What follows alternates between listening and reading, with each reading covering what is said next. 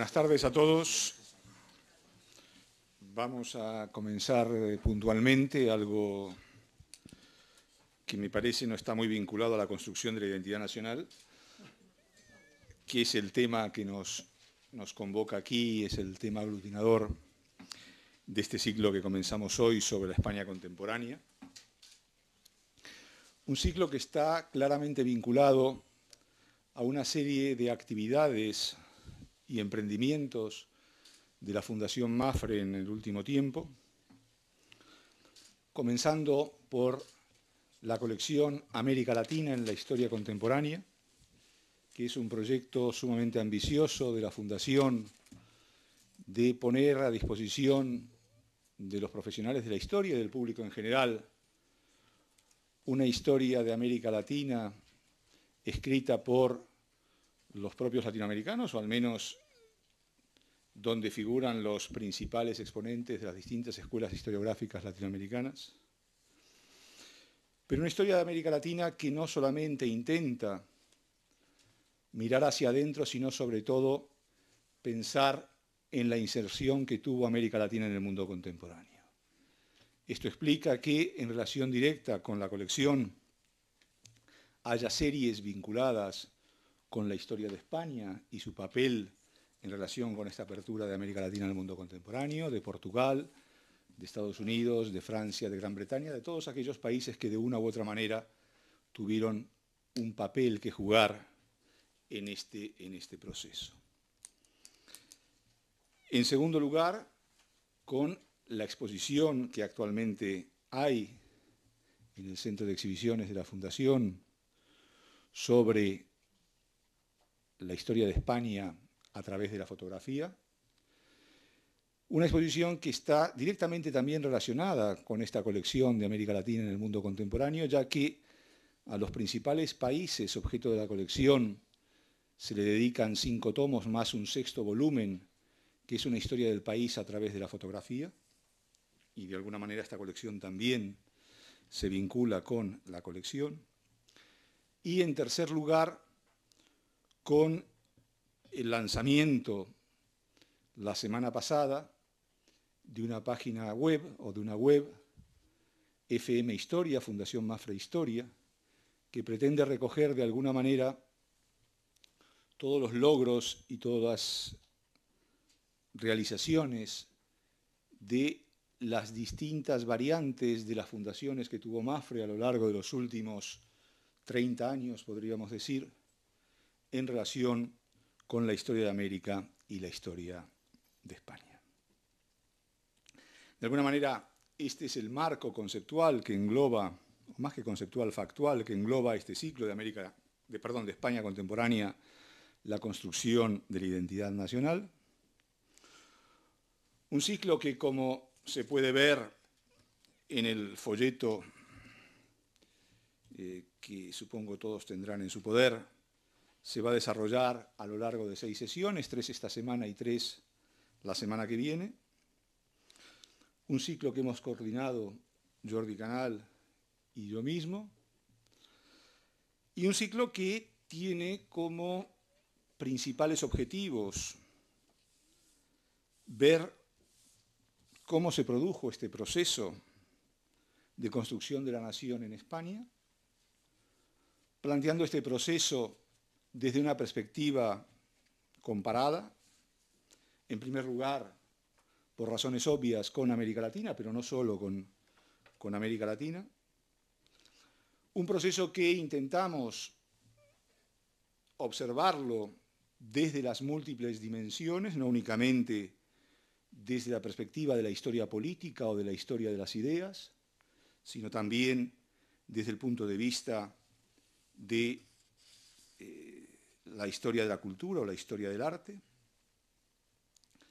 Y un ciclo que va a transitar a través de los 2 siglos que empiezan a partir de 1808 y de la Constitución de Cádiz, para ver en qué queda precisamente este proceso de construcción nacional.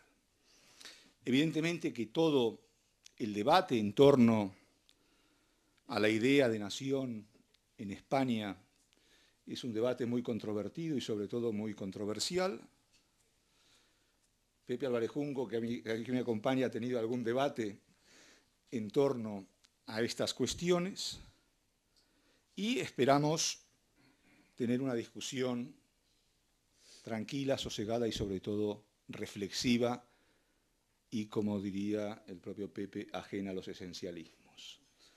Yo creo que si algo ha sido nefasto, no solo para la discusión, sino sobre todo para el estudio de ese proceso de construcción nacional, son los esencialismos, que no han aportado absolutamente nada a esta discusión, pero el problema está en que cuando el nacionalismo entra en acción, desprenderse de los esencialismos es bastante complicado. Bien, para la mesa redonda de hoy, o para la sesión de hoy, tenemos con nosotros en primer lugar a Georges Lomné. Georges Lomné es profesor de la Universidad de París-Este, que está en Marne-la-Vallée. Viene de desempeñarse durante 5 años como director del Instituto Francés de Estudios Andinos, que tiene su sede en Lima. Es especialista en el estudio de los países andinos, sobre todo en el periodo de la emancipación, y es autor de 2 libros que vale la pena mencionar. El primero en coedición con Annick Lamperière y Frédéric Martínez y Denis Roland, sobre América Latina frente a los modelos europeos, y el segundo junto con Germán Carrera Damas, Frédéric Martínez y Carol Leal, sobre los mitos políticos en las sociedades andinas, orígenes, invenciones, ficciones. En segundo lugar, a José Álvarez Junco, que es catedrático de la Universidad Complutense en la Facultad de Ciencias Políticas. Fue, entre otras múltiples tareas que ha desempeñado a lo largo de su dilatada vida académica, director del Centro de Estudios Políticos y Constitucionales. Y yo mencionaría entre su vasta y dilatada obra, en primer lugar, un libro que en su momento me llamó poderosamente la atención, que fue El emperador del paralelo, dedicado a Alejandro Lerroux y la demagogia populista. Y un libro que me fue muy útil en alguna investigación que yo estaba haciendo en ese entonces. Y sobre todo me gustaría destacar una de sus últimas, ya hace tiempo que es una de sus últimas obras, Mater Dolorosa, la idea de España en el siglo XIX. Y por último, Jordi Canal, que como dije es coorganizador o codirector de este ciclo. Jordi Canal es profesor de la École des Études en Ciencias Sociales en París. Es un gran especialista en el carlismo, al que le ha dedicado una serie de libros y de estudios. Y también es el director de la colección de España en la colección, valga la redundancia, de América Latina en la historia contemporánea. Y aquí quiero hacer el anuncio de que sobre España, en los 5 libros que deben ser publicados, ya han aparecido los 2 primeros, y en fechas muy próximas aparecerán los volúmenes 3 y 4. Sin más preámbulos, vamos entonces a comenzar, y querría comenzar con Georges Lomné, precisamente a partir de esta idea de plantearnos un estudio comparado o una visión comparada entre el proceso de construcción nacional en España y América Latina a partir del siglo XIX. Evidentemente que se trata de procesos distintos. Las repúblicas latinoamericanas son creaciones ex novo, que surgen a partir de la fractura del viejo imperio español. La construcción nacional en España tiene otras raíces y otros motores, pero evidentemente, dada un punto de partida inicial común, creo que es posible establecer algunas comparaciones que nos sean útiles para entender precisamente cómo fue ese proceso de construcción nacional en España. George. Muchas gracias, Carlos. Cuando recibí la propuesta, traté de imaginarme patriota latinoamericano en 1819 y de plantearme a mí mismo el tema de la nación. El libro que leían los latinoamericanos en el año 19 era el comentario a Montesquieu de Destutt de Tracy, un libro muy importante para ayudar precisamente a pensar la nación en aquel año. Destutt de Tracy reprochaba a Montesquieu de haber opuesto tres formas de gobierno, el monárquico, el republicano y el despótico. Y Destutt de Tracy dijo, pero Montesquieu se equivocó. La verdadera oposición no es aquella, porque la monarquía fue republicana en rigor, en su espíritu, no en su forma, pero en su espíritu era una república como en tiempos de Cicerón. La verdadera oposición es la de monarquía y nación. Y Destutt de Tracy explicaba que una nación no puede ser privativa de los derechos como lo puede ser precisamente una monarquía.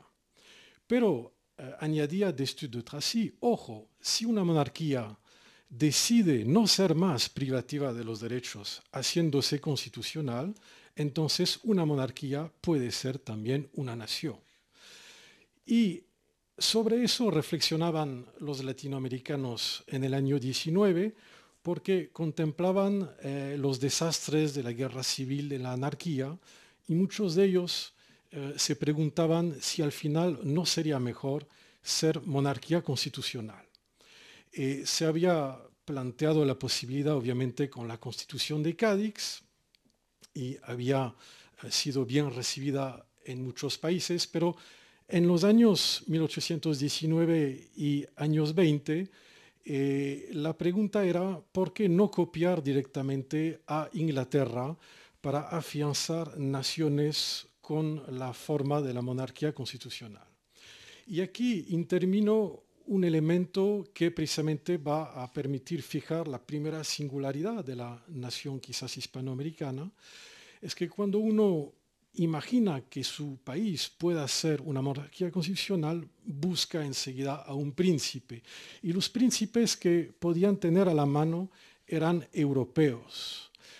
Entonces muchas voces se elevaron para decir, si optamos por la forma tan moderna, tan de moda, que es la monarquía constitucional, abandonando la forma republicana que el propio Argüelles le había dicho a Mejía en las Cortes de Cádiz, pero usted es un anticuado, eso es muy arcaico, que va a resucitar a Cicerón en la época de las máquinas de vapor, ¿no? Pero escoger a la monarquía constitucional en los años 20 suponía quizás perder nuevamente la independencia política. Entonces, a partir de este momento, y eso lo confirmaría la expedición de Juan José Flores al Ecuador en 1846, o luego el intento español de recuperar al Perú, o el intento francés de poner en marcha un imperio franco-mexicano en el año 1863, eso enseñó a los latinoamericanos que sus naciones debían mantenerse bajo la forma republicana para mantenerse sencillamente independientes. O sea que renunciaron a lo más moderno, que era la monarquía constitucional, para rescatar la independencia. Como dicen, a veces se me ocurrió a raíz de esas funciones que mencionaste en el Instituto Francés y los Andinos ir a muchos cócteles y siempre los embajadores latinoamericanos decían a mi embajador, el embajador de Francia, pero usted festeja el 14 de julio, qué bonito. ¿Cuántos años de república llevan? 110, 120. Miren, nosotros 200 y hasta más. O sea que hemos sido más republicanos que ustedes los franceses. No saquen orgullo de algún modelo republicano. Y la segunda cosa para contestarte es que las naciones hispanoamericanas han tenido un gran problema para individualizarse, precisamente porque venían de una nación común, que era España. La nación española era la nación de los hispanoamericanos y lo fue por antonomasia en 1808. Creo que la fidelidad de los sujetos americanos no es para ser contestada, fue extraordinaria, incluso en términos financieros la ayuda de América a la lucha contra Napoleón fue considerable. Pero obviamente, cuando la Constitución de Cadix propuso a América un super omnia, como dijo el conde de Toreno, sin tomar en cuenta esa voluntad de autonomizar una patria americana, los latinoamericanos decidieron ya empezar a pensar en otra nación. Eso, una nación americana, ¿no? que empezaría a surgir al nivel imaginario en 1813, que es quizás el año de la verdadera ruptura con España, y no solo a causa de la guerra a muerte que decidió Bolívar a todo español, también por destrucciones simbólicas muy importantes en la zona andina. Es en el año 13 que se empiezan a destruir los escudos monárquicos, cosa que no se hizo en los años anteriores, en periodo de las juntas de gobierno. Entonces, ¿cómo pasar de una comunidad nacional que ya existía a varias comunidades? Es una lógica entrópica que hace pensar que el modelo de Benedict Anderson, por ejemplo, de las comunidades imaginas, no ha de funcionar tan bien para Latinoamérica, porque Benedict Anderson, en su famoso libro sobre las comunidades imaginadas, se plantea cómo uno inventa una comunidad, ¿no? Cómo la imagina, y en el caso de Latinoamérica es más bien comunidades que empezaron a imaginarse de manera distinta. El tema de la individualización fue muy difícil porque precisamente no había diferencia cultural posible entre países. Por una razón también muy geopolítica, es que la América hispana era un archipiélago de ciudades principales. No habían regiones como en España, no había el equivalente de Navarra o de Cataluña. Era un archipiélago de ciudades-estados que incluso se pensaron como ciudades griegas en tiempos de la independencia. La guerra de independencia en sus albores es como una inmensa guerra del Peloponeso. Luego, cuando llegará el cuerpo expedicionario de Fernando VII, será más bien una guerra médica, con Jenofontes y un gran Alejandro, el famoso Simón Bolívar. O sea que la nación tenía que ser republicana y la nación tuvo problemas para individualizarse.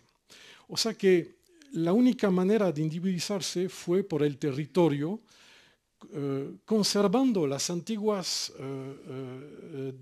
demarcaciones administrativas españoles. O sea, una audiencia real sería una nación, pero obviamente no podía ser suficiente. La nación también fue un pacto entre ciudades. Y ese modelo híbrido de pacto entre ciudades principales y de demarcaciones que remontaban a la colonia era algo muy inédito que no encontramos en Europa. Fue solamente en la segunda mitad del siglo XIX que las naciones hispanoamericanas, empezando a copiar quizás Francia, pero también otras naciones europeas, empezaron un trabajo de individualización simbólica, pero antes no. O sea, para terminar de contestarte, también lo que siempre me sorprendió como historiador es que no encontramos un grito de Valmy en Latinoamérica, el famoso grito de Viva la Nación del general Kellerman en 1792 frente a los prusianos. En todas las batallas de la independencia, como en las batallas de la independencia de aquí frente a Napoleón, siempre se grita Viva la Patria. Me acuerdo que Pierre Vilar y María Cruz Soane se preguntaron hace 20 años, pero ¿por qué en España y en Latinoamérica siempre se gritó Viva la Patria y no Viva la Nación como en Francia? Y fue María Cruz Soane que dijo, pero es quizás un problema meramente de vocabulario. Y en realidad ese viva la patria sería ya el equivalente del viva la nación francés. Aunque no sabemos bien por qué Kellerman gritó viva la nación en Valmy, no hablaba francés, era de Alsacia. Quizás lo quiso gritar en alemán. Muchas gracias, George. Vamos a continuar en clave comparada en este proceso que lleva a la conformación y a la construcción de la nación, tanto en España como en América Latina. Y en América Latina este proceso de construcción nacional implica la confrontación de distintos proyectos nacionales. En algunos casos se logra la convergencia de varios hegemonizadas por alguna ciudad de las que hablaba George. En otros el proceso es el inverso y pasa por la disgregación de territorios más amplios. Pero en todo caso, en la mayor parte de estos procesos fueron paralelos a una serie de guerras civiles intestinas que tuvieron lugar en estos territorios, guerras civiles coetáneas de otras guerras civiles que se desarrollaron en España, algunas protagonizadas por los carlistas, objeto de estudio de Jordi. Y precisamente mi pregunta va en esa dirección, es decir, cómo impactaron estas guerras civiles en estos procesos de construcción nacional. Y ya que lo tenemos a Jordi Canal con nosotros, también me gustaría preguntarle, para seguir en esta perspectiva comparada, si hay diferencias o similitudes entre el proceso de construcción nacional español y el francés. Gracias, Carlos. Sí, yo creo que la relación en el siglo XIX, entendiendo el siglo XIX en un sentido de siglo XIX largo, de la Revolución Francesa hasta la Primera Guerra Mundial, en ese siglo la relación entre la construcción del Estado-Nación y la guerra civil es casi permanente. A veces los españoles tendemos a pensar que nuestra historia del siglo XIX es excepcional de alguna manera, porque, digamos, aquí primero se vivió la guerra de independencia, que de alguna manera es interpretable también, no solo como guerra internacional, sino como guerra civil, y luego en la época del trienio liberal, como mínimo en 1822-1823, se puede hablar de una guerra abierta entre realistas y liberales, y luego a partir de 1833 viene el ciclo de las guerras carlistas, sobre todo la llamada Primera Guerra Carlista entre 1833 y 1840 y la Segunda Guerra Carlista entre 1872 y 1876, y otros añadirían todavía la guerra de los años 1846-49, que a veces se llama Segunda Guerra Carlista. Yo prefiero reservar ese nombre a la de 1872-76 porque me parece una gran guerra civil, y en cambio la del 46-49 es mucho más chiquita si la comparamos con las otras dos, y además solo se produce en algunos territorios de España, concretamente en Cataluña, básicamente en Cataluña y en pocos sitios más. Por lo tanto, dos grandes guerras civiles carlistas, otras más pequeñitas.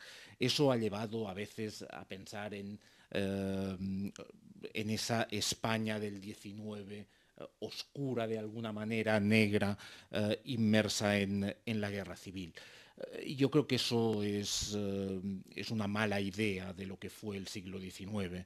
De alguna manera yo creo que todas las naciones de Europa occidental o del sur y las nuevas naciones latinoamericanas, de alguna manera eso que François Xavier Guerra llamó en algún momento Euroamérica, en todos esos países en el siglo XIX se vive, y cito también aquí a François Xavier Guerra, una larga guerra civil. Y esa larga guerra civil es una guerra que tiene como objeto, o la causa principal es la construcción en un sentido o en otro del Estado-Nación.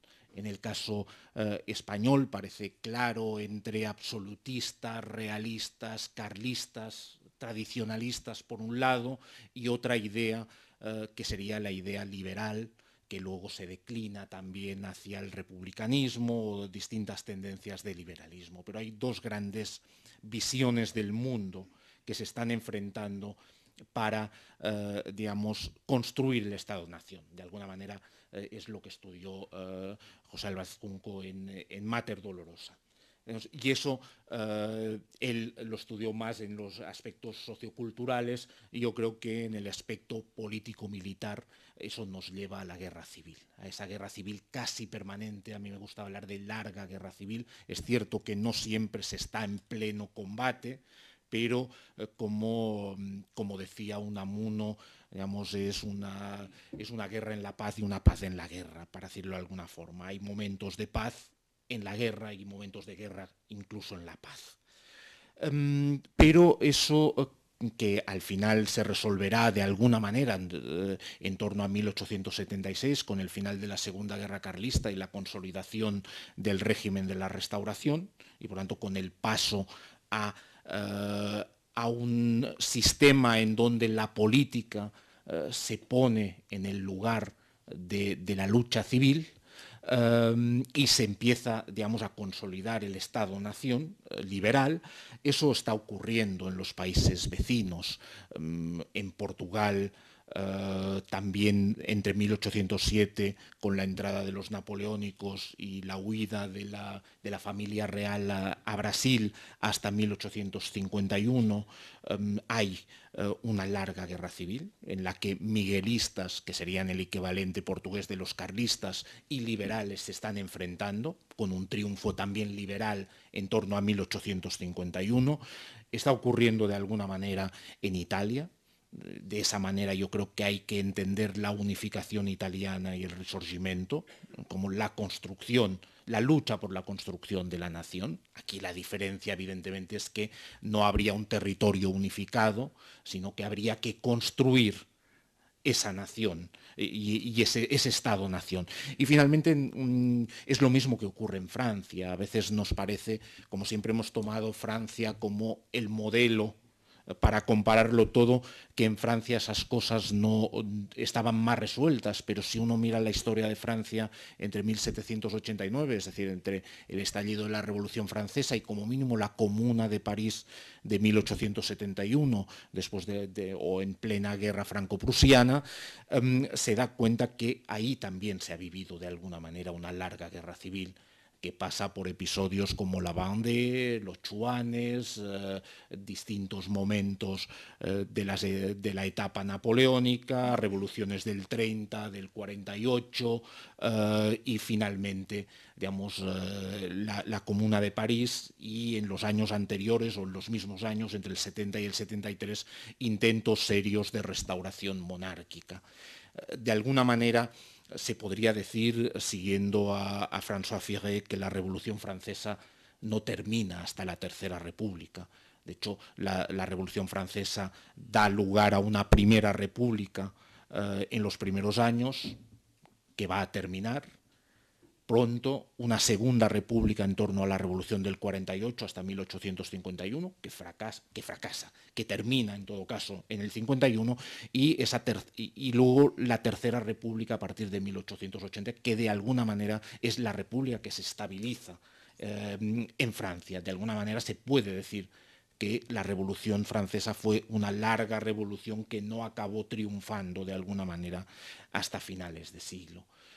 Por lo tanto, el caso español no es en nada excepcional.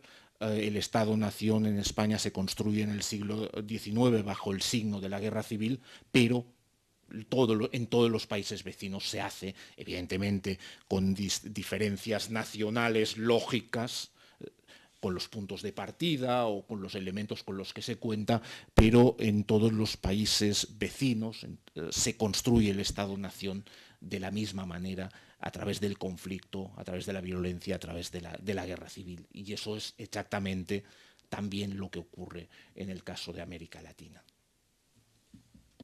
Gracias. La siguiente va para ti, Pepe. Cuando releía esta tarde el programa, pensaba en el nombre de la sesión de esta tarde, la construcción de la nación en España y América Latina en el siglo XIX, y rápidamente establecía una especie de símil arquitectónico con este título, pensando este proceso en función de arquitectos, de contratistas y constructores, de obreros, es decir, quién jugó cada uno de estos papeles o roles en este proceso de construcción de la nación. Hubo un proyecto, y si este proyecto era un proyecto estructurado o fue un proyecto al cual se llegó de una manera aluvional como consecuencia de una serie de hechos concatenados que llevaron a un resultado determinado, y sobre todo, ¿cuál fue el resultado final desde tu punto de vista? ¿Fue un resultado exitoso o, por el contrario, la situación en la que estamos hoy es de alguna manera heredera de ese proceso?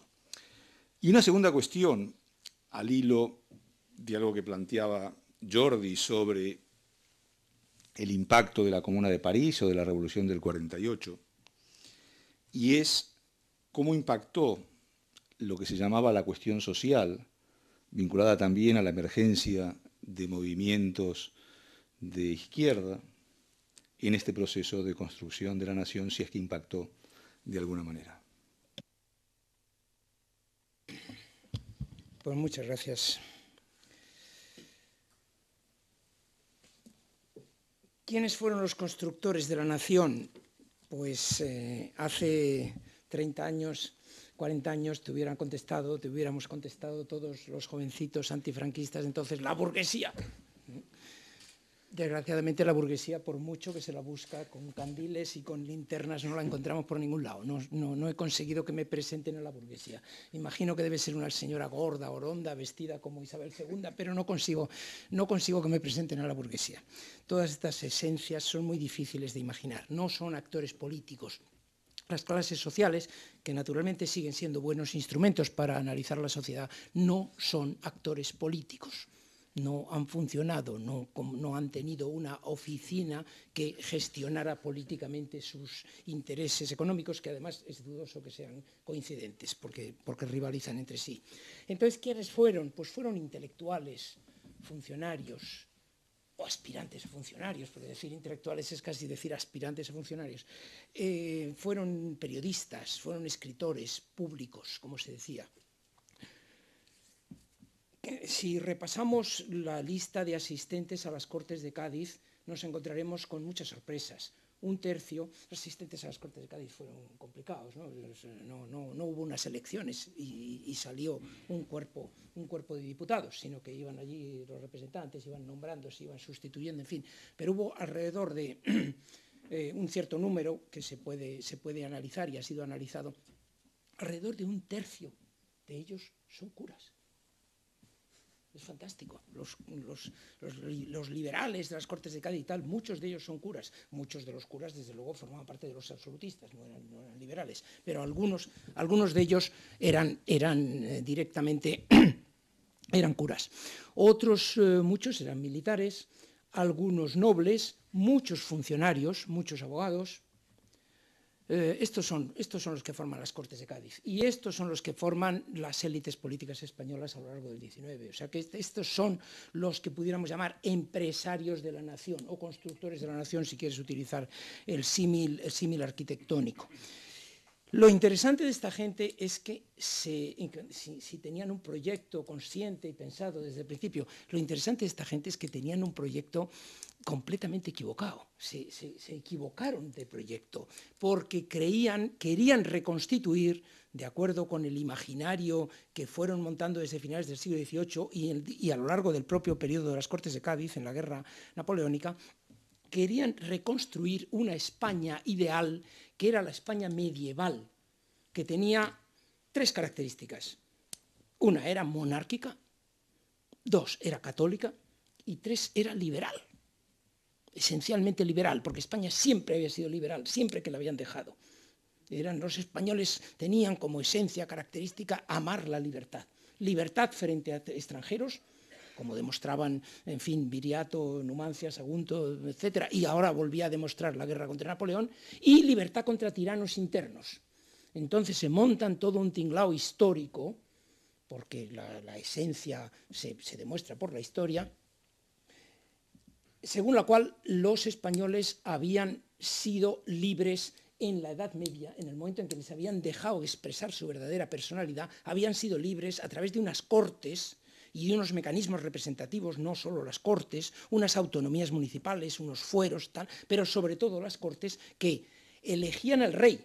Se llega a decir, en España la monarquía era electiva, no fue hereditaria, sino electiva. 2, juzgaban al rey, controlaban al rey, incluso lo destituían, hasta ejecutaron a alguno, lo condenaron a muerte. Totalmente falso, jamás eligieron ningún rey y mucho menos lo juzgaron, lo destituyeron y lo ejecutaron, jamás, totalmente. En el caso de las Cortes aragonesas, sometían al rey a un juramento célebre, viene en muchos libros de historia, en que el justicia mayor de Aragón le decía: nos, que valemos tanto como vos, y todos juntos más que vos, os juramos como rey siempre que respetéis nuestros fueros y libertades. Y si non, decían.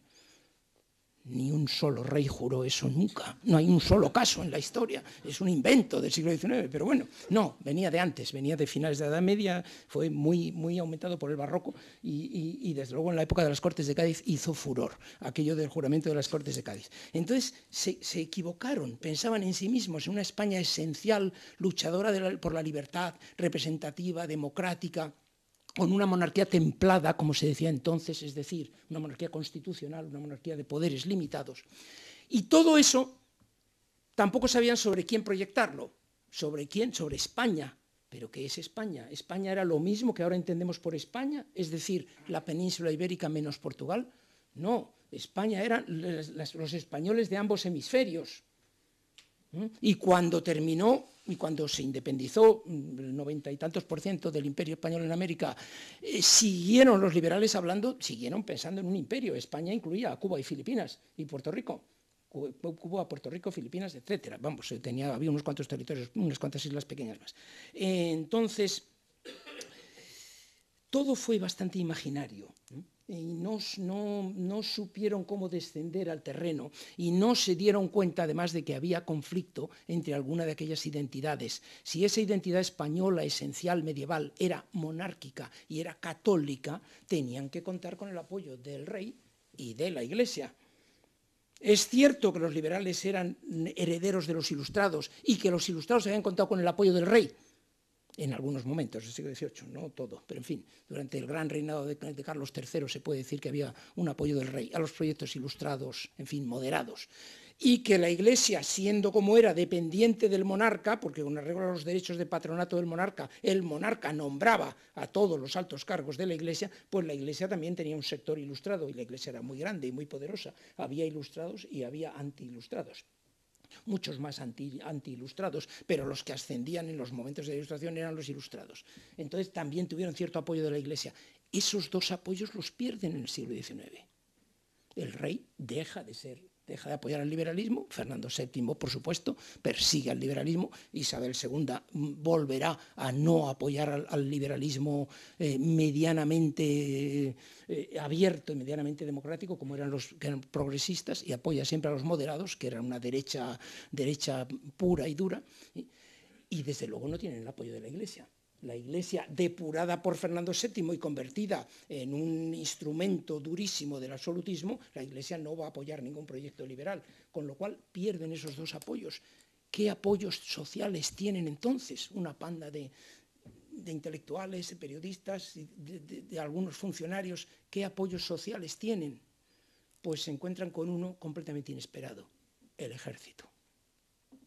El ejército, que no ha sido atraído por Fernando VII, más que nada por falta de habilidad de Fernando VII, que no sabe incorporar a los generales, a los líderes militares que han salido de esa guerra mal llamada de la independencia, y a otros generales anteriores que tampoco sabe incorporarlos, y consigue que el ejército, que además está permeado por la masonería, se convierta en un vivero de insurrecciones, de conspiraciones contra el rey, y que le den un golpe de Estado por año de 1815 en adelante, hasta que finalmente en 1820 hay uno que triunfa, que es el de Riego, y luego no digamos los sucesivos golpes de Estado a lo largo del siglo XIX, de término medio uno por año, aproximadamente un centenar de golpes de Estado entre triunfantes y fallidos. Así que los liberales se encuentran en una situación muy rara, de tener un proyecto de progreso, de apertura, de control del poder ejecutivo por parte de otros poderes públicos, de división de poderes, de democratización y de participación política, y el único apoyo que tienen es el de los militares.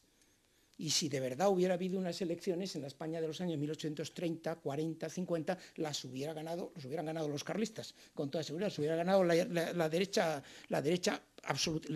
controlada por la Iglesia, la España rural, que era abrumadoramente mayoritaria. Una situación parecida a la que ocurre hoy en tantos países musulmanes que tenemos en Egipto o en Túnez, o tal, donde tienes que elegir entre militares progresistas, tal igual, pero absolutamente brutales, o clérigos que lo que quieren es hundirse en la Sharia directamente, ¿no? Entonces, esa es la situación que vive España en el siglo XIX, que es bastante complicada en cuanto a apoyos sociales del liberalismo, me parece.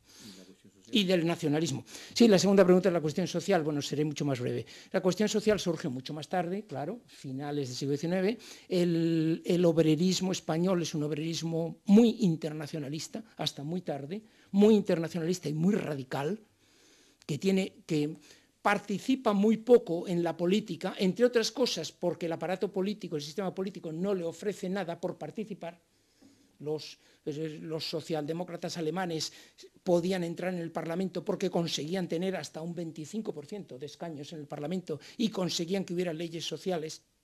Y entonces valía la pena y se podía conseguir convencer a los obreros de que votaran y fueran por la vía reformista, pero en el caso español era bastante difícil, porque lo más que consiguieron tan tarde como 1910 fue un diputado, y naturalmente ni había legislación social ni nada que se le pareciera, con lo cual los obreristas reformistas pues tenían muy poco que ofrecer, y el obrerismo español se mantiene muy radical. Y mantiene su internacionalismo, entre otras razones, porque España no participa en la Primera Guerra Mundial, ni en la Segunda, pero sobre todo la primera, que es el gran momento nacionalizador de Europa, que es la Primera Guerra Mundial. Y España no participa, y los dos grandes formaciones obreristas, la CNT y la UGT, y el Partido Socialista, se mantienen en la línea del internacionalismo, con lo cual no facilitan la nacionalización de las masas obreras.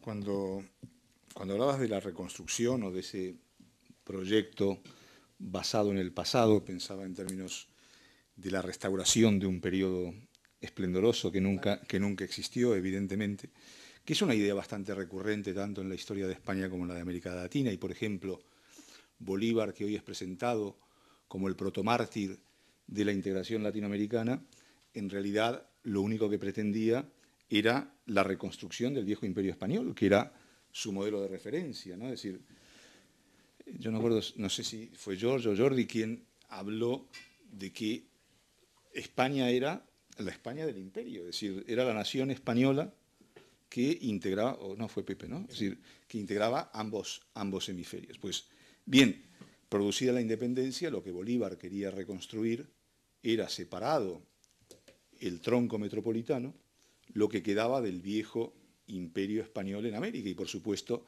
en ese proyecto Brasil era totalmente ajeno, porque Brasil no formaba parte de su realidad. Pero bueno, sabemos cómo se reescribe la historia a veces y qué es lo que ocurre con muchas de esas reescrituras. Para hacer de esto algo un poco más ágil, voy a dar ahora la palabra al público para que hagan comentarios y sobre todo preguntas a nuestros participantes.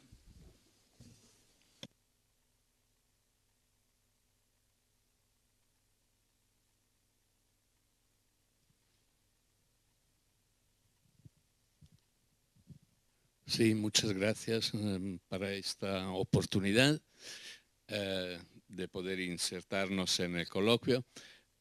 Soy italiano y a propósito del profesor Jordi Canal, hablando de una época, el siglo XIX, que en realidad es una época de guerra civil y de creación de naciones, hay diferencias muy importantes que no son solo matizaciones nacionales. Por ejemplo, una comparación entre el carlismo, que tenía un líder, tenía un ideario, tenían una bandera, y sin embargo el mundo rural italiano, que no tenía todo esto. Y cuando se unificó Italia del Sur, el grito de Viva Italia Unida lo interpretaban como Viva la reforma agraria, cosa que no ocurrió nunca. Y entonces eso es el caldo de cultivo de la mafia y de un Estado paralelo. ¿Alguna consideración sobre eso? Gracias.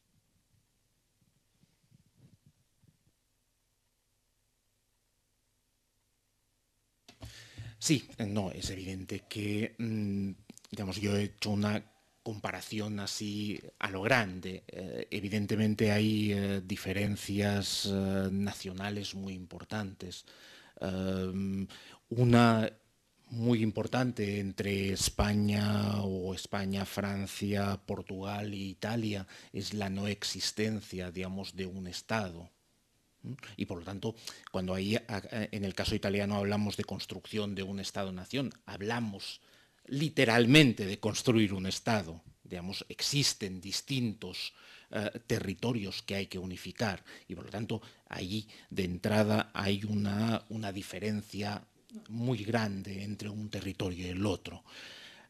Es cierto que no existe en el caso italiano un movimiento como podría ser el miguelismo para el caso portugués o el carlismo para el caso español o el legitimismo francés, pero sí existen, aunque no sea del mismo nivel, digamos, algunos movimientos o resistencias, mejor resistencias estructuradas a esa construcción del Estado en un sentido liberal. Existen evidentemente en el sur de Italia, digamos, formados por italianos o por napolitanos, si se quiere, pero el sur de Italia en los 60s, digamos, es un sitio al que llegan numerosos europeos.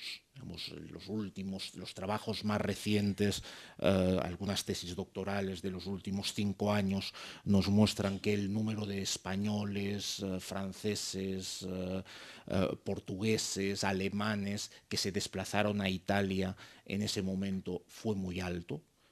Y más que muy alto, lo que fue muy alto es el número de los que expresaron la voluntad de ir y que luego en muchos casos se frustraron por cuestiones económicas esas expediciones, pero iban ahí con la idea de que eso que estaba ocurriendo en el sur de Italia era parte de su lucha, era lo mismo que había ocurrido en sus distintos países, es decir, en Portugal o en Francia o en Alemania o en España, lo leían en esa clave. Otra cosa es que evidentemente ellos lo leían en esa clave y lo más seguro es que el campesino pobre de esa misma zona lo leyera en otra clave.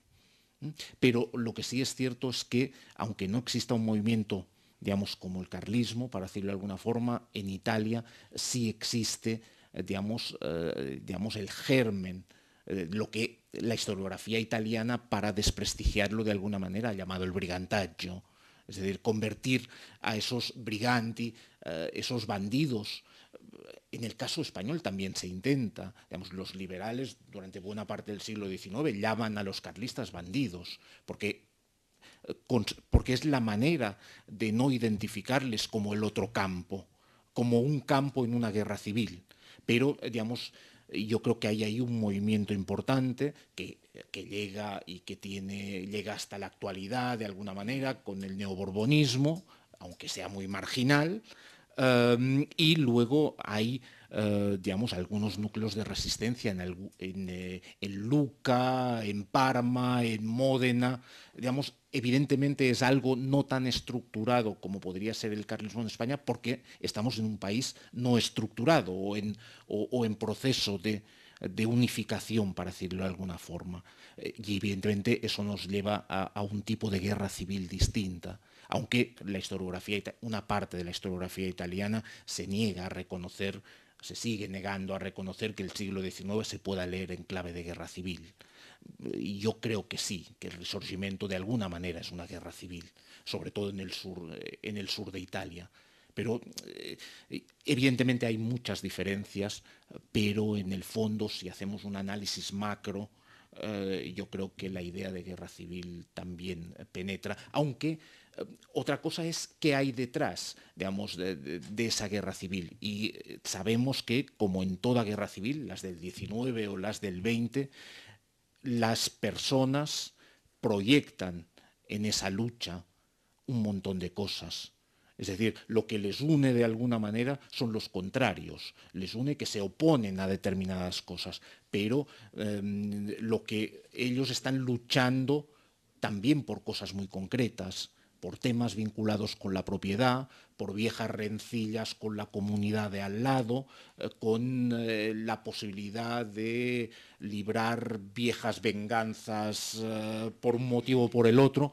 Por lo tanto, ahí digamos, hay que distinguir, o habría que distinguir también, digamos, entre las grandes ideas que chocan y luego lo que cada uno particularmente está proyectando en ese combate. Cada uno espera que el triunfo de los suyos haga posible sus propios proyectos individuales. Por ejemplo, un poco en la línea de lo que decía Álvarez Junco hace un momento, digamos, estamos hablando algo de lo que los historiadores, sobre todo para el siglo XIX, nos hemos olvidado muchas veces, y es que estamos hablando de personas, de individuos, de hombres y mujeres, digamos, que son como nosotros y que no son como nosotros, pero de un siglo atrás, y que son muy difícilmente, digamos, colocables en eso que podemos llamar sociedad, clase social, grupos, etcétera, etcétera. Ahí los individuos son muy importantes, y en el caso del sur de Italia, evidentemente, la cuestión de la reforma agraria es central en ese tema. El brigante se transformó en emigrante. Bueno, claro. Sí. Y de hecho en la inmigración el padrino es el príncipe siciliano. Claro, claro. Gracias. No, gracias. No, quería decir algo muy corto. Nápoles siempre atemorizó. Nápoles atemorizó al joven Bonaparte, que tuvo que hacer salir sus ejércitos en el 99 a causa de los Viva Marías. O sea, cuando esta zona de Italia era sumamente alistada detrás de sus curas. Atemorizó al Congreso de Verona en noviembre de 1822 porque pensaron que la Concesión de Cádiz, que había vuelto a proclamarse en España, iba a renacer en Nápoles como en Torino, y la expedición contra España de los 100.000 hijos de San Luis fue combinada también con otras expediciones austriacas a Italia para impedir una contaminación del liberalismo español al sur, y también atemorizó en 1860. Conocerá el famoso discurso de Vittorio Emanuele en Ancona cuando desembarca, y tiene un inmenso miedo a que Garibaldi instale una república latinoamericana en Nápoles. Garibaldi viene de allá, hasta incluso tiene soldados de allá. O sea que Nápoles siempre atemorizó. Sí.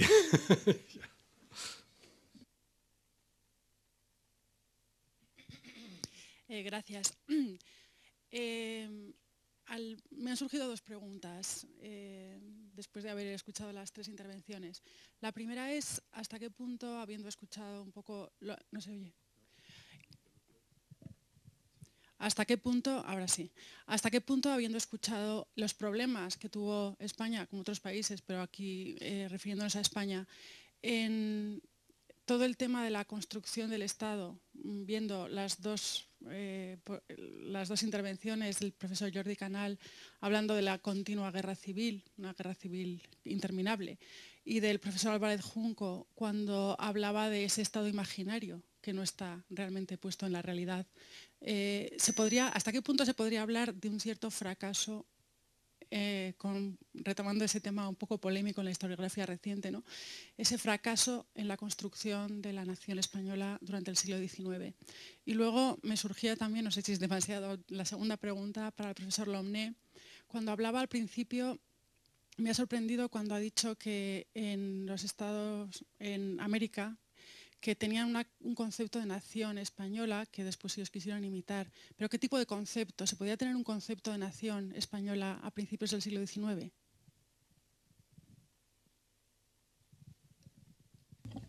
Bueno, el tema este del fracaso, usted ha pasado, sin darse cuenta, de decir que ese estado imaginario, que se ha sido un fracaso en la construcción de la nación. Bueno, no es lo mismo, cuidado, estado y nación, ¿no? Hubo fracaso en la construcción del Estado, bueno, hasta cierto punto, se construye un Estado, y la otra cosa es la nación. Aquí estamos hablando más bien de la nación.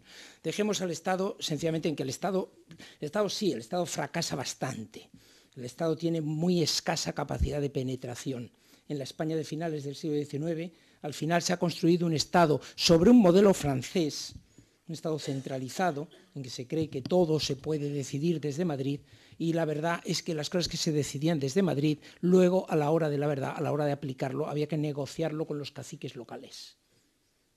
Y los caciques locales eran los que decidían. Si en Madrid se decía, tienen que hacer servicio militar todos los que tengan más de 1,55 de estatura, pues el cacique local era el que decidía quién tenía 1,55 de estatura y quién no. Que da la casualidad que todos eran sus enemigos, todos los que tenían más de 1,55 y sus amigos menos. O sea que la capacidad del Estado de hacer cumplir sus órdenes era bastante limitada, el Estado. Pero aquí estamos hablando de la nación. Y la nación, hay un debate enorme que empezó allá por 1992 con un artículo célebre de Borja de Riqué sobre la débil nacionalización en España y al que luego hemos contribuido unos cuantos. Yo no creo que se pueda dar una respuesta completa, débil nacionalización o fuerte nacionalización. Yo creo que fue débil, fuerte según los aspectos. Yo más bien me inclinaría por débil, pero en fin, habría que hacer muchas matizaciones. Claro, ¿cómo se puede hacer una nacionalización fuerte en un país? Nacionalizar quiere decir meter en la mente de todos los ciudadanos una determinada concepción de su propia comunidad, una concepción nacional de la comunidad a la que pertenecen. En ese sentido, las naciones son comunidades imaginarias, dijo Benedict Anderson, imaginarias en el sentido de que viven en la cabeza de la gente. Si la gente se cree que son nación, pues son nación. Si muchos millones de personas se creen que son una nación, pues al final lo son, no hay duda. Y si no se lo creen, pues no lo son, no hay una nación. ¿Cómo se puede nacionalizar a la gente en este sentido en un país en que, por ejemplo, no hay escuelas? ¿Verdad? Parece que uno de los canales principales para nacionalizar es la escuela, y en el caso francés es bastante claro, fue la Tercera República y fueron las leyes de Jules Ferry, etcétera, las que crean ahí ese sentimiento y rompen con los distintos patois y con las distintas lealtades, ese paso de campesinos a franceses que describió también el famoso libro de Eugen Weber. En el caso español no hay escuelas, las escuelas están en manos las pocas escuelas que hay están en manos de la Iglesia Católica. Y la Iglesia Católica no hace ciudadanos españoles, la Iglesia Católica hace cristianos, como es lógico, hace católicos, natural. No dedica sus esfuerzos a servir al Estado, dedica sus esfuerzos a servir a su propia feligresía, ¿no? A mí, que me educaron las primerísimas veces que oí hablar de historia en el colegio de monjas a mis 5, 6, 7, 8 años, supongo, lo primero que oí pues fue que Dios creó el mundo en 6 días y las penalidades del pueblo de Israel huyendo de Egipto y pasando por el Mar Rojo que se le abría y tal. No, lo primero que oí no fue hablar de Viriato ni de Don Pelayo, no, lo primero fue historia sagrada, como es lógico. No me enseñaban historia de España. Entonces, el resto de la población que iba a escuelas públicas, las escuelas públicas, con arreglo a la ley de Claudio Moyano, tenían que estar financiadas por los ayuntamientos, las escuelas primarias, los institutos de enseñanza media por las diputaciones provinciales y ya las universidades por el Estado. Era un sistema muy centralizado y el doctorado solo se podía hacer en Madrid, en una universidad, en la Universidad de Madrid. Un sistema muy centralizado. Pues bien, los ayuntamientos ya sabemos que no cumplían las leyes y que el gobernador civil, que era el encargado de vigilar si cumplían las leyes o no, les dejaba que no cumplieran las leyes a cambio de que les dieran votos en las elecciones que iban a venir, que era lo más importante que tenía que hacer el alcalde y el cacique local, conseguirle los votos que el gobernador le pedía a favor del gobierno. De ahí que ningún gobierno perdiera nunca unas elecciones a lo largo de los 50 años de la Restauración. Entonces, las escuelas no existen y las que existen no están creando españoles. ¿Cuáles pueden ser las otras vías de nacionalización? Pues, por ejemplo, el ejército, el servicio militar. El servicio militar era un servicio lleno de excepciones, era un servicio al que solo iban las clases bajas. los campesinos, los señoritos, las clases medias desde luego se libraban por procedimientos legales, simplemente pagando una redención a metálico, y se libraban por procedimientos ilegales, mandando a otro en su lugar o consiguiendo una de esas exenciones que se conseguían si se tenían enchufes. Otro procedimiento para nacionalizar, pues no sé, crear una buena red de comunicaciones y tener una prensa diaria que estuviera informando a todo el país de los mismos acontecimientos, que estuviera creando las mismas reacciones porque recibían las mismas noticias con la misma interpretación. Pero si no había un buen sistema de comunicaciones, pero si no había una prensa nacional que llegara a todos los sitios y que les estuviera informando, es decir, es muy difícil que hubiera una nacionalización fuerte en un país en esas condiciones. La gran sacudida vino a partir del 98. Y a partir del 98 sí que se hace un esfuerzo enorme, en todos esos terrenos. Se crean escuelas a gran velocidad, todos, gobiernos conservadores, gobiernos liberales. Gobiernos dictatoriales como el de Primo de Rivera, que crea muchas escuelas, y no digamos el gobierno de la Segunda República, que hace un esfuerzo descomunal en el terreno educativo. Incluso el propio Franco hace un esfuerzo en el terreno educativo. No podían soportar nadie, ni derecha ni izquierda, la idea de que fuera un país con un 60 y tantos % de analfabetismo, que es lo que se descubrió en 1898. Eso no lo podían soportar, era una humillación nacional. Se crean escuelas, naturalmente mejoran las comunicaciones, el servicio militar también es otra forma, y el servicio militar se hace un poquito más efectivo y se convierte en general y en obligatorio a partir de 1911. Es decir, sí, las vías de nacionalización se incrementan en el primer tercio del siglo XX. Sí, no, yo, digamos, en ese debate entre la débil nacionalización o no débil nacionalización, yo de alguna manera me sigo quedando también con la idea de más débil que otra cosa. Digamos, a mí los argumentos de esa nacionalización desde abajo, que haría el trabajo, me parece muy interesante tener en cuenta no solo esos elementos que vienen de arriba, que ha citado José Álvarez Junco. Yo creo que hay que tener en cuenta los que vienen de abajo también, pero yo me sigo quedando con la idea de débil nacionalización, y no solo con eso, sino, digamos, que con un poco con la conclusión también de ese artículo del 92 de Borja de Riquer, que es esa débil nacionalización la que permite a finales del siglo XIX que aparezcan otros proyectos nacionales alternativos en algunas regiones españolas. Pero una vez dicho eso, yo sí tengo, digamos, matizaría una de las cosas, yo creo que lo hemos discutido ya en alguna otra ocasión, que es el tema de la Iglesia. Yo tengo la sensación, es un viejo debate, y yo tengo la sensación que la Iglesia nacionaliza algo más. Nacionaliza más de lo que decías tú hace un momento. Digamos, pero bueno, eso es un viejo debate también. Y yo creo que la Iglesia no está al margen en el siglo XIX. Digamos, es decir, es cierto, cuando tú dices lo que quiere hacer sobre todo es cristianos, pero yo creo que también está pensando en el siglo XIX, como mínimo en la segunda mitad del siglo XIX, en hacer españoles cristianos o cristianos españoles. Digamos, yo creo que hay que tener un poquito más en cuenta la Iglesia en ese juego. Pero bueno, aunque la Iglesia estuviera en ello, a mí me sigue pareciendo que el paradigma de la débil nacionalización, a mí no me gusta lo del fracaso, porque, digamos, salimos de una historiografía o de una idea de la historia de España en la que todo eran fracasos. Fracasó la revolución industrial, la revolución liberal, la burguesa, fracasó todo. Yo creo que eso no es cierto. Digamos, y por lo tanto yo prefiero evitar el tema el término fracaso, pero sí que hay problemas en el proceso de nacionalización que tampoco son exclusivamente españoles. Es decir, nos parece que los franceses lo hicieron muy rápidamente y no queda claro que hasta 1914, en la tesis de Weber, los franceses fueran conscientes de ser franceses. Por lo tanto, digamos, también les lleva un tiempo muy grande, pero sí me parece para el caso español que una cierta debilidad en ese proceso es evidente. El sentimiento de nación en América a principios del XIX.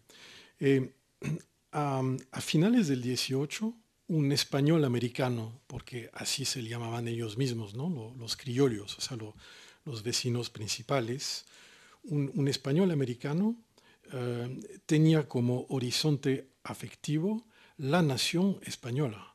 Y la nación española era la monarquía católica, era totalmente inseparable. Obviamente, este español es americano y él es consciente que la monarquía está hecha de dos pilares. Y el pilar occidental, el suyo, el americano, era más rico y más poblado. Y podía sacar orgullo de su riqueza e incluso de su naturaleza americana, ¿no? O sea que hay una conciencia múltiple de pertenencia, una conciencia imperial y obviamente una conciencia patriótica hacia América, pero ojo que esa conciencia patriótica es moral, no es tan territorial, ¿eh? Y también un apego a la patria chica, de tipo horaciano, el lugar donde nací, etcétera, que no era tan bien visto a finales del 18. Pero cuando ocurren los trastornos políticos, en particular la Revolución Francesa, se puede ver, por ejemplo, que en los sermones de iglesia que estudié, por ejemplo, en Bogotá, el problema es cuál es la relación entre esa patria América y la nación española. Y el alto clero, muy adicto al absolutismo de corte francés, las teorías de Bossuet, que empezaron a estar muy de moda a finales del 18 en la monarquía española, que ya no era tan plural y era más absolutista, esos curas insisten en la transubstanciación de la patria y la nación. Por ejemplo, hay un cura en el 95 que dice, cuando digo en mis sermones patria, y lo pone en el sermón impreso en nota de pie de página, cuando digo patria, entiendan nación española, para que las cosas estén bien claras cuando se publica el sermón. O sea, transubstanciación de la patria y de la nación. Obviamente hay ejemplos sacados del bajo clero donde no funciona así. Por ejemplo, durante la rebelión de los comuneros de la Nueva Granada, muchos curas del Socorro se identifican a la República de los Hebreos y llaman al virrey e incluso quizás al rey el nuevo faraón. O sea que también hay dentro del clero unas tendencias neojansenistas muy fuertes que abogan a la destrucción del neoabsolutismo de corte francés y a ser república de hebreos. Y quizás a separarse de la nación española en nombre de otra cosa. Lo importante, y tengo un rioplatense cerca, es que cuando Inglaterra hizo el cerco, el asedio de Buenos Aires y luego de Montevideo en 1806-7, por primera vez quizás se han visto milicias armarse y votar a Beresford, a los ingleses que hasta venían con las medallas, con la victoria acuñada en el bronce. Y los bonaerenses y los habitantes de Montevideo sacaron mucho orgullo de haber sido patriotas americanos que habían sabido salvar la nación española. Pero también funcionó en sus mentes cómo funcionaron las French and Indian Wars en Estados Unidos en 1767. O sea, milicias que se armaron tomaron conciencia de que quizás podían ser otra cosa que meros súbditos de un rey lejano y absoluto. Pero en 1808 la nación seguía siendo España y quien encarnaba la nación era este joven rey, un rey ausente que se compara en los sermones de iglesia en América al joven puer de la cuarta égloga de Virgilio, o sea, una especie de Dionisio que será algún día Augusto. O sea, sí, eso funcionó mucho en el imaginario.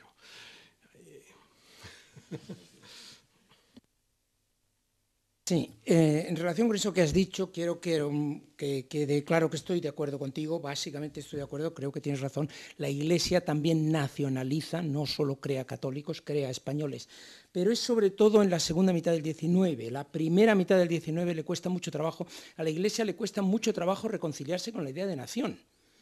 Alguien como Donoso Cortés, nación era una invención revolucionaria.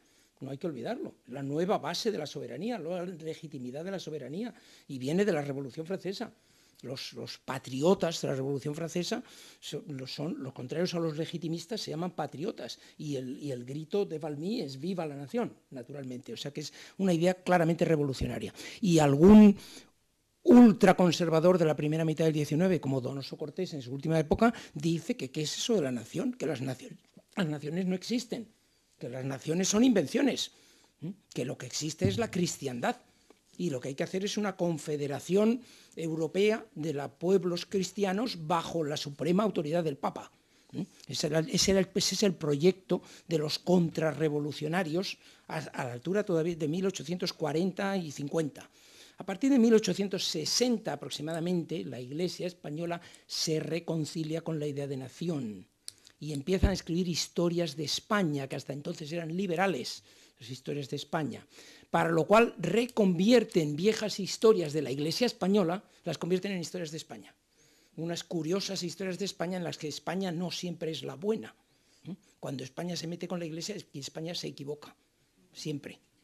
Felipe II, tan gran defensor del catolicismo y tal, cometió algunos errores enfrentándose con el Papa no sé quién y no sé cuál. Los visigodos, que se convierten al catolicismo, como se sabe, llegan como arrianos y se convierten al catolicismo en tiempos de uy, digo Clodoveo, porque estaba pensando en Francia como ejemplo, en el tercer concilio de Toledo, se convierten un siglo después que los francos, que se habían convertido con Clodoveo. En ese siglo en que los francos son católicos y los visigodos son arrianos, hay guerras entre visigodos y francos. ¿Quién es el bueno en esas historias de España? Los francos. Unas historias de España en que los españoles se equivocaban, obstinados en el error arriano, fueron derrotados por los francos, que eran los defensores de la verdadera religión. O sea que son unas curiosas historias de España, pero bueno, y se van nacionalizando. Y ya en los años 80 hacen los famosos centenarios, que siempre son de grandes santos o grandes figuras de la cultura española que son grandes católicos y españoles.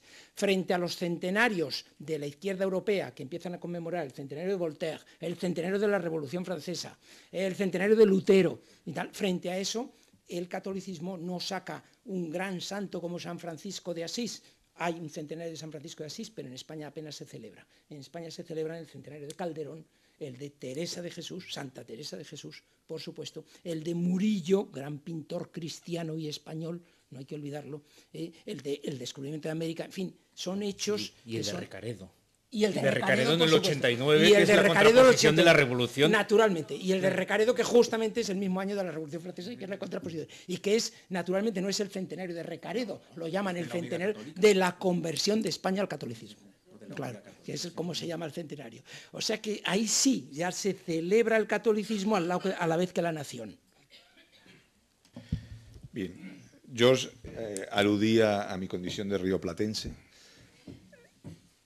y hablaba también de la identidad de los hispanoamericanos en tanto españoles americanos, y en realidad el proceso de conformación de las identidades nacionales en América Latina tiene un proceso de dos etapas, podríamos decir.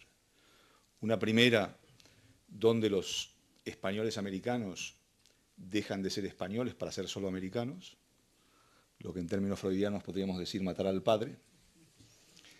Y un segundo momento, que es cuando empiezan a constituirse las nuevas repúblicas o esos proyectos nacionales que luchan entre sí, pues donde la construcción de la identidad nacional ya deja de ser una cuestión de americanos para ser una cuestión de peruanos, colombianos, argentinos, y entonces donde ese proceso identitario ya no se forma o no se gesta en contra de lo español, sino en contra del vecino.